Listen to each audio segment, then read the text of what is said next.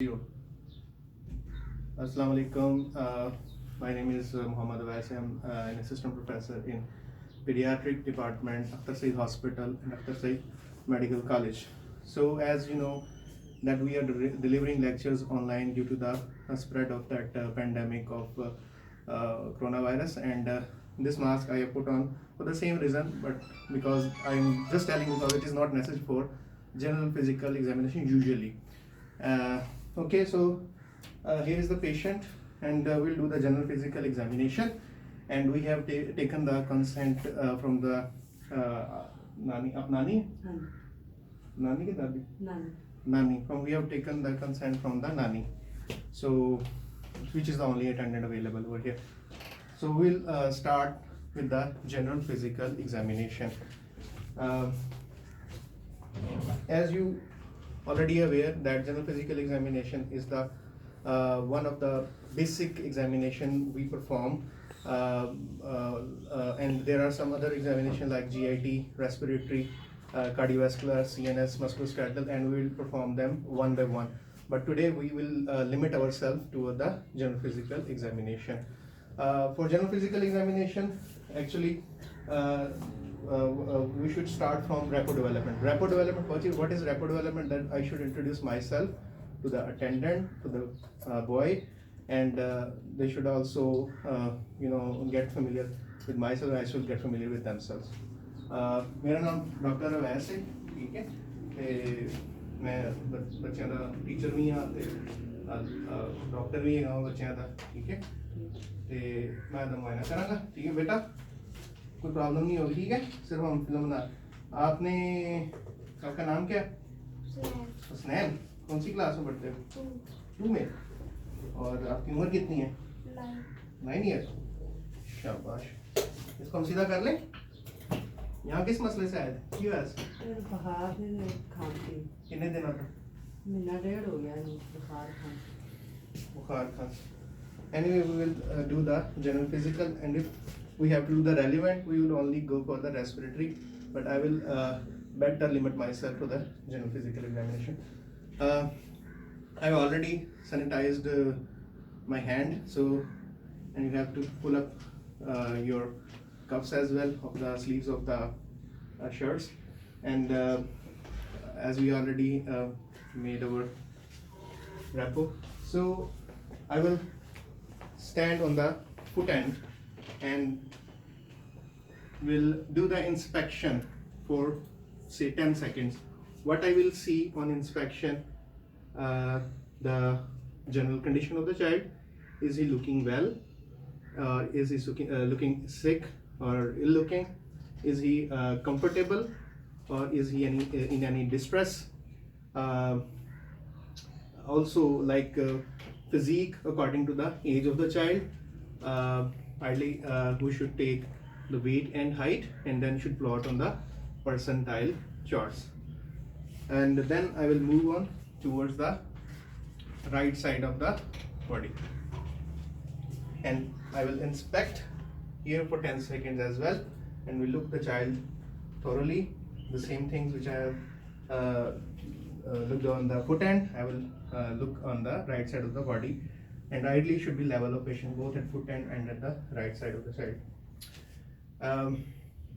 We always make a scheme for the system like general physical and other systems, so I would like to preferably start from the hands, and what we need to see that this is the inspection finding, the cannula on the right side of the arm, and we usually avoid the hand with the cannula, and we prefer the other hand.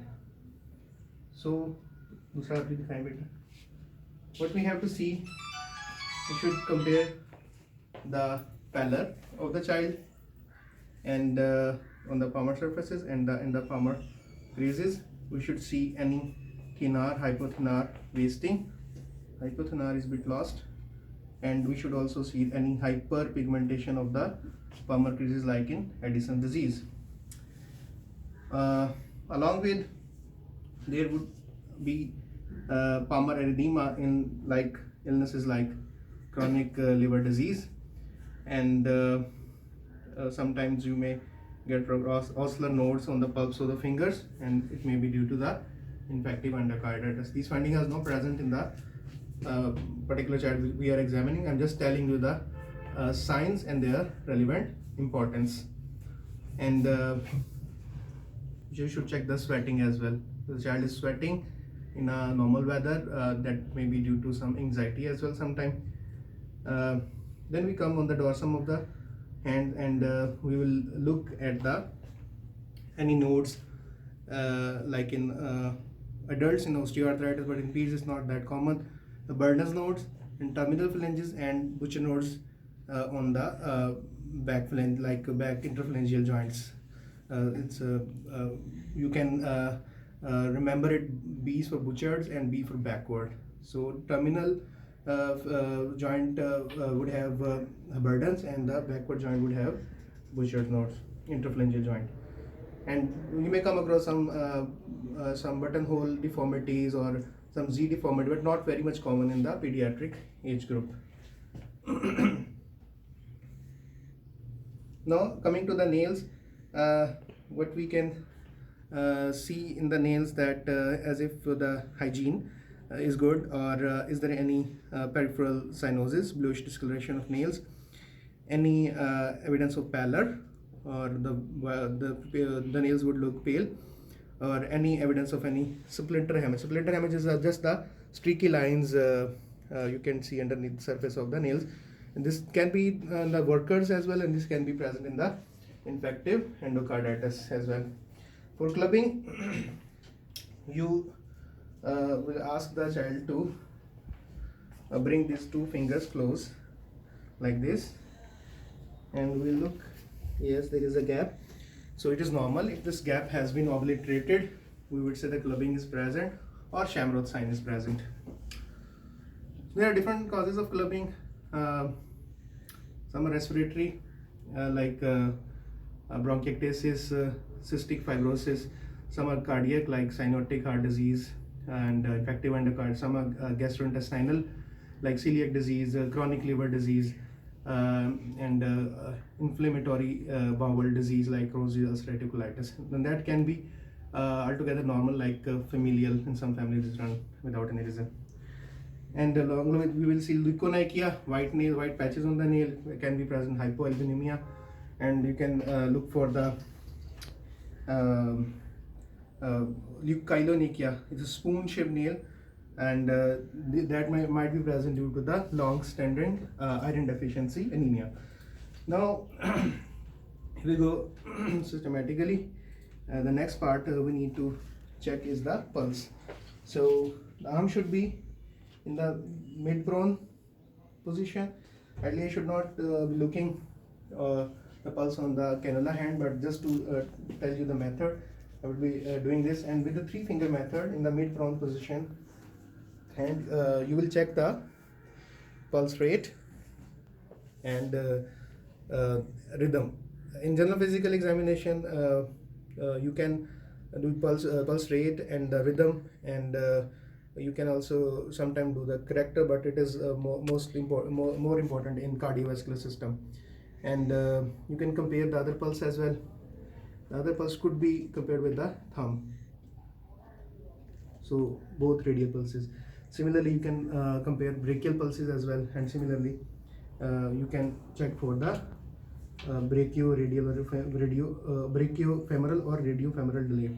So you should lift the shirt up and lift the trouser up, and underneath the clothes you should check it in the mid-inguinal point. So this is for the pulse. And for the blood pressure, I will leave the blood pressure till the end, and because I would like to tell you the theory of blood pressure. It is when you will come back after the vacations, we will let you know how to take the blood pressure practically as well. So blood pressure should be taken in the arm, and with the clothes, the sleeve removed or the clothes removed, but I will defer it to the end. Here one should see the BCG vaccination scar mark. It is present or not. So we can check it by removing the sure little bit it is present or not. So it is present over here. You can particularly see that. And after that, we check the face of the child. The child is grown up and bright and intellectually well and developmentally is fine. You don't need to check for the head circumference, but it is really important in the early age group like neonates, infants, or with some particular conditions. So if we have some measuring tape available, I can send it later. Have you started? Okay. So this is the measuring tape. It should be disposable ideally, but unfortunately we don't have. So the maximum point on the occiput and maximum on the frontal, occipito frontal. So it is 49 centimeter. So we should take 3 readings. So again it is 49 centimeter.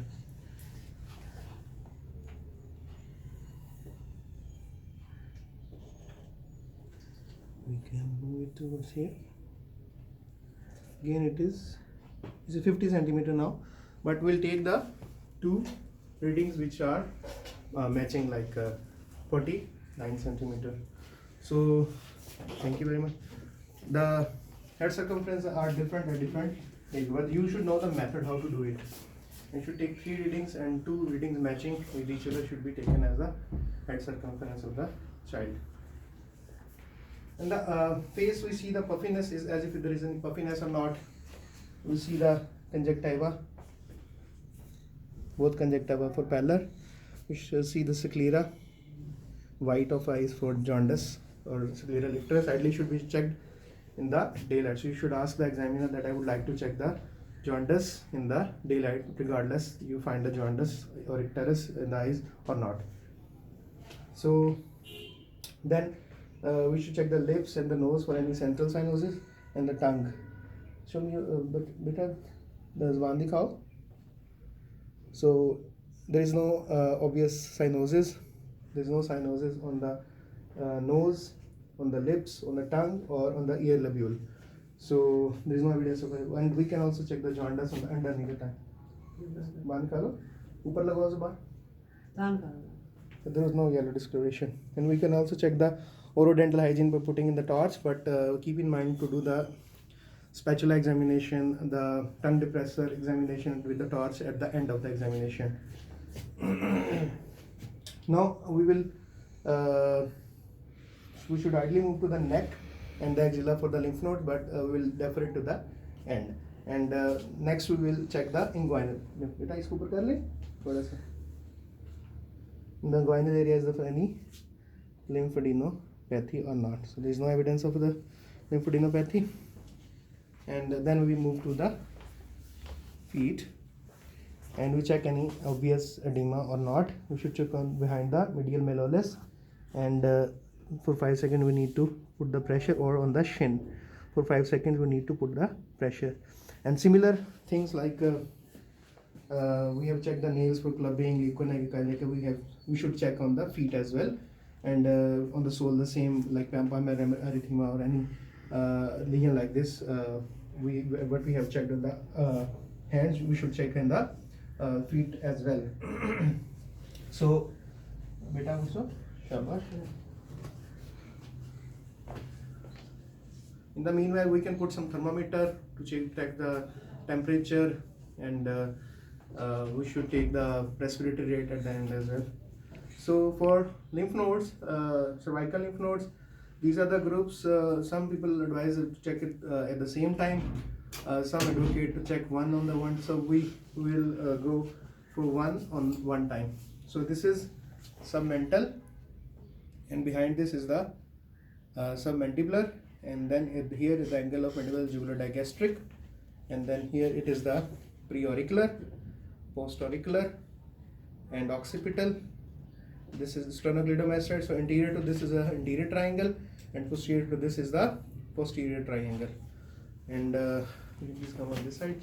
So other side, Same for more observation. The submental, submandibular, jugular digastric, preauricular, postauricular, occipital, anterior triangle, posterior triangle, some say also middle triangle, and supraclavicular lymph nodes. So why the lymph nodes get enlarged? Due to some infection, malignancy, tuberculosis, things like this. We should also know the theory as well, but due to the limited time, we will just focus more on the clinical methods, but I will just give you a bit of theory, but it's your responsibility to go and read the theory. So now we should ideally check the height of the child. Ajo beta. So this is the apparatus for taking the height. I think the shoes should be removed beta. ये जूते remove कर लो, ये उतार लो, इसे कर लो ना, इसको हम लोग पीछे पीछे अपने ना दोनों पाँव मिलाओ, एड़ियाँ दीवार के साथ लगाओ, नहीं उठना नहीं, दीवार के साथ, ठीक है, पीछे होके सभी इधर लगाओ. ये हमारा this apparatus is not accurate, but just I'm giving you the idea how to check the height. So we will, can you pull it? So my colleague is telling I can't pull it. So if we are able to pull it, we should bring it down towards the top of the head, and we should take the reading in the centimeters. And can you stop? This is the weight scale. First we should check the zero. The needle is on the zero or not, and it's almost on zero. Then we should ask the child to stand up on the scale without any heavy clothes or without any shoes. So take the weight of the child, which is near 20 kg. We should plot this weight and height on the percentile chart as well. And lastly, we have not taken the respiratory rate. At the end, we need to check the respiratory rate. Little age वहाँ पे for at least 30 seconds. And we should check the blood pressure. We have deferred the blood pressure. So we will go in detail in cardiovascular system how we do the blood pressure. But the basic is that the blood pressure in the pediatric age group has got different blood pressure cuffs. For neonate is different, for child is different, and for adolescent Y it is different. It is the length and the width of the blood pressure apparatus which is important. So if you check the length, ideally it should be